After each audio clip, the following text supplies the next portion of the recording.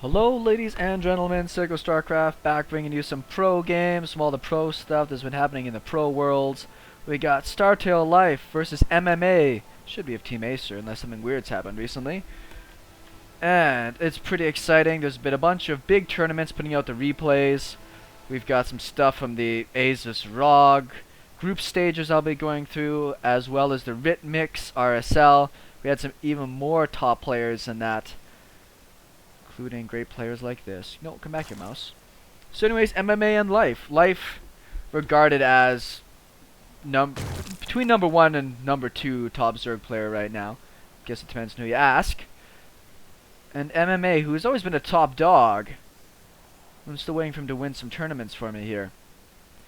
Was a lot of weirdness going on with MMA back kind of in the Slayers days. Excuse me, when that team kind of broke up and all the controversy going on. I am glad that he managed to find himself a good team that gives him a lot of play action, sends him off to these tournaments. Makes it far more enjoyable to go through. Went back to the standard replay casting format. Generally don't want to change it up too much on everybody. I think it gets kind of wonky. So if I start seeing a lot more casts and a lot more replays start going the other direction, I might change it up just to make it more comfortable on people. But what the hell do I care? Where did that...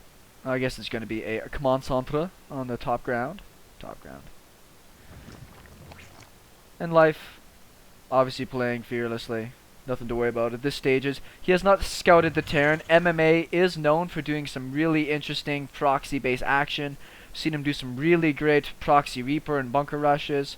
This map is notorious for a Reaper play. Very easy for you to put your racks in a couple of good spots, and then you are doing fine. This is pretty much my go-to Terran build right now, though I don't play Terran as much. Trying to get into the Protoss, hoping to become a fairly solid, crappy, random player. The best of the crappy. It just allows me to have a little bit more fun, give a little bit more different content quality to people. That gas looks like it went down shortly after the barracks. It's not looking like it's going to be able to pick up enough gas for a Reaper right away, but we'll see how close it gets. Akalon Wastes, where series go to finish. I guess I should say that this is a best of 5 series, as a lot of things are casted. And because I can't cast all these best of 5 series, I'm just casting the ones that look interesting to me, and this happens to be game 5. So whoever wins within this game here turns out to be the overall winner. So that's a little exciting, right? It's an interesting place to leave the Overlord. Probably great at spotting any type of early pressure. Generally, I would be sending it down here to go for a late scout and to check out for the third base. Handful of lings out on the map. Might be a little bit surprised that there hasn't been any form of Reaper play, but the Hellions will be out no matter at some point. I think this bunker should go down. 6 lings might be enough to put some pressure on it. There are 2 Marines. Running by doesn't really do you much good. There's slow lings. Oh, there's 8. Maybe he's got a plan that I'm not aware of. Ooh. He must have timed this out well. He does seem to have enough lings to deal with this. Great micro. Uh-oh. Didn't quite shut that down. That's alright. Still, I consider that a pretty good hold by MMA. Very sexy SEV micro to keep it alive. I'm sure that Life has planned this build out a little bit. Oh, even doesn't finish off the supply depot to trap the rest of the lings. Cute. I like it. I'm sure Life planned that build out, so if you get 8 lings on this bunker with 1 or 2 Marines, that it will take it down. The best case scenario for him, though, is to lose 8 lings for 1 or 2 Marines in the bunker, and this lifts up, and the next Marines that come out are good. The only thing that's really interesting that you can sometimes get away with against Terran is they might only make 1 or 2 Marines at the start of a game, just like this. Uh-oh. Come on, computer. I know you're not happy with me right now, but you're going to have to deal with it. It's like he's looking for overlords, but that guy's still out in the middle of nowhere. This is generally when you're going to be seeing an overlord shift into this position here. As I had mentioned, you can sometimes catch 1 or 2 Marines out on the map, and therefore really punish an aggressive Terran. This third base is going to go down. There's no roaches. There's no speed finished yet. So these hellions will do just fine, even though there's just 2 of them. They're not going to be too worried about dying. Life is a big proponent of getting that creep spread moving along. Got the great multitasking that allows that. 4 active creep tumors already. By the time those 4 are ready to move, you should have a couple more ready to go. Moving the overlords around. I'm halfers on the overlord spread against the Terran. I'm starting to incorporate a lot more... Ooh, we see hellbats on the way. I'm starting to incorporate a lot more Viking play. Nice cancels. I think those are cancelled. Putting in the Viking play, just running around the map, you can get a lot of kills on these freestanding overlords because there's nothing that's going to stop them in the near future. Lots and lots of hellbats. This looks like it's just going to be some sort of timing, but he has got dropships, so he might be going for the most old school of the old school timings. Let's see if he actually sees the hellbats come out here. Maybe watching Life's vision, see if he catches the hellbats. Our forces are under attack. Doesn't appear so. Because he didn't, these 2 medevacs filled with hellbats. They're not blue flame. We'll see if they get any damage in. There is still no roaches out yet. Life, from what I remember, is one of those players that really likes to skip roach tech.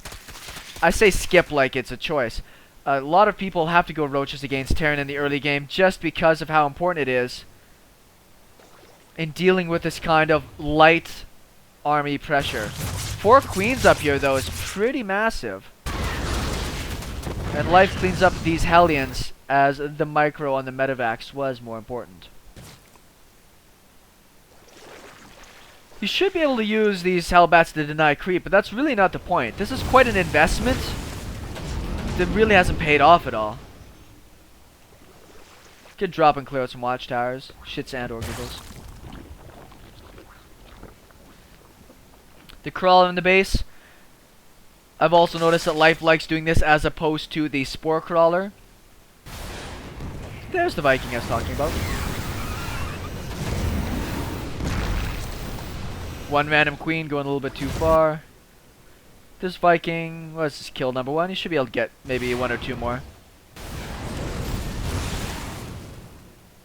This is kind of cute for doing the hellbat creep deny, but it's kind of a high investment creep deny. There's a 3rd base just moving over now for MMA.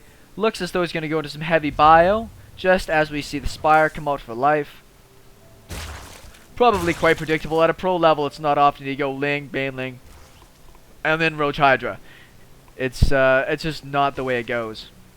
MMA is super well known. He made his name as an expert in drops. These Lings are going to have a bad day if they come in here. I do see some widowmines out. Let's see if he can get 1 mule. 2 mules, actually. That's very successful. Ooh. Nice snag on that side. For the greater good.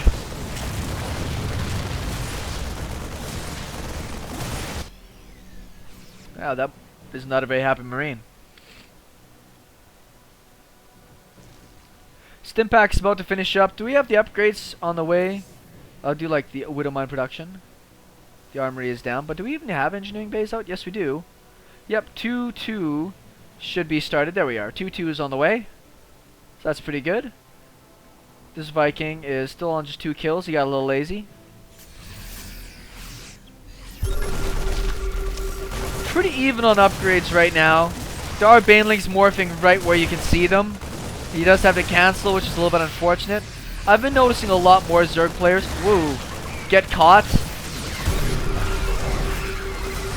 Sorry, getting caught with great widowmine shot. Their Banelings morphing in the wrong spot. 10 mutas on the way. It's a pretty healthy batch for the first run.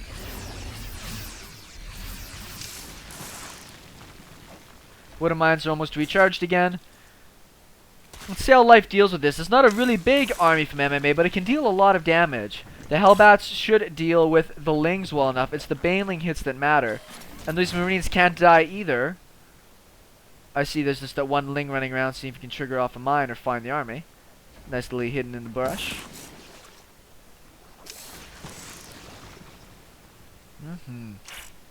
I have myself a steam whistle beer. If you never heard of it, it is a great Canadian beer. Not like a microbrewery necessarily, but still pretty fab regardless. Baneling's speech just about to finish up, and then we should see this army get really squished. Big widowmine hits. Well, they cleared up all the ground army from the Zerg, but also cleaned up all the ground army from the Terran. Pretty good job here of denying this creep, otherwise it's going to get really out of control. He's almost down to the 5th base there of the Terran player. I'd give MMA a slight bit of a lead here. It does have that comfortable 4th base up and going. He's going to get down to some crawlers here, because I'm sure at this point, because he's driven the Terran back, he's anticipating the drops that are going to come at him, which would not be too unthinkable. Command center. This guy's moving just fine. Turrets are up on that side. No turrets on this side, but the army rallies to the front, so that should be alright. But there's also no turrets in the back.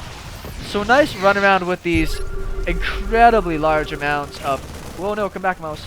Of mutas, who do a really good job.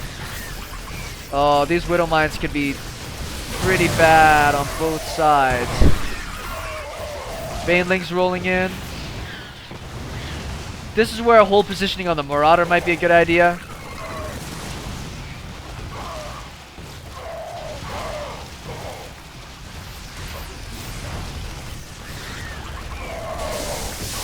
Oh, pretty big Baneling hits there. Wasn't managing to target fire those down well enough. Life's got a huge supply lead right now. Creep's still going. Doesn't have a queen out here at the front. Oh. Widowmine's back in action.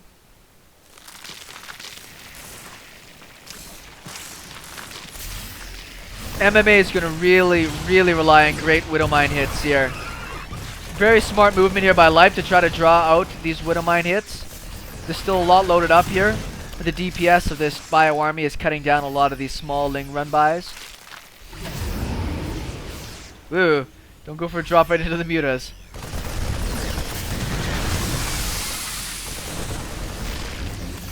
Snipes the Widowmine at the cost of a muta.